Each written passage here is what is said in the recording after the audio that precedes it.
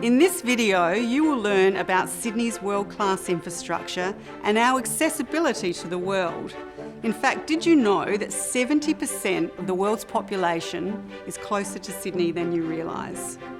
Our major partner Qantas says it's only a movie, a meal, a sleep, and you're here.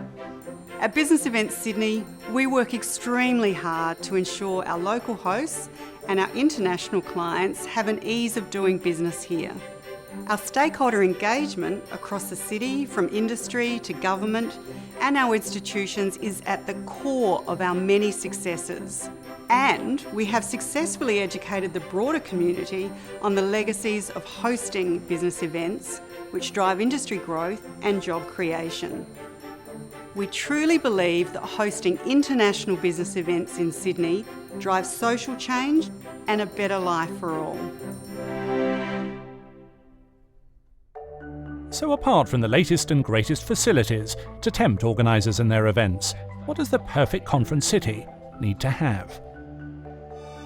Things like security, accessibility. The entry into the country, visa requirements, those have to be there. I mean, it's the first impression after all. It's a breeze coming through to do business in Sydney. You have first-class facilities, not just hotels, but added immigration as well. Organisers told us of conference triumphs in the destination.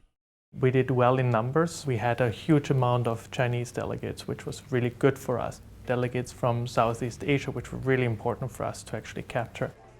And we heard how Sydney connects with Asia. Opportunities in that massive market have been key to the city winning business events like the World Congress of Accountants in 2018.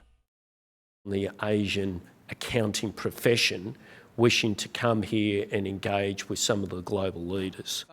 We were also told about facilitated stakeholder involvement in Sydney events. There was a lot of networking, there was a lot of collaboration, so we reached out to people in the Garvan Institute, who is really a leader in Australia in terms of genomic medicine. We also reached out to several institutions like the Sydney Medical School. You need the health minister on board, you need ideally the cancer centres on board, and you need some of the real thought leaders in the field of lung cancer on board to make it a lasting impact on the city. They're able to look at an incoming business event or a potential business event as something that isn't simply a feeder for the visitor economy. It's a feeder for their talent search and acquisition. It's a feeder for the business sectors and economic drivers that they want to build for the future. You're getting brain power into your city, and you need to make sure you leverage that brain power. And I think Business Events Sydney is light years ahead of other convention bureaus in really looking into what that could bring to a destination. But this isn't in any way one-sided. Our growth depends on us connecting with the community. Sydney leads in that area, so I would hold Sydney up as an example for other cities to follow. Australia to some extent is leading the way in that regard. The whole concept, in fact the very term beyond tourism, was conceived here in Australia.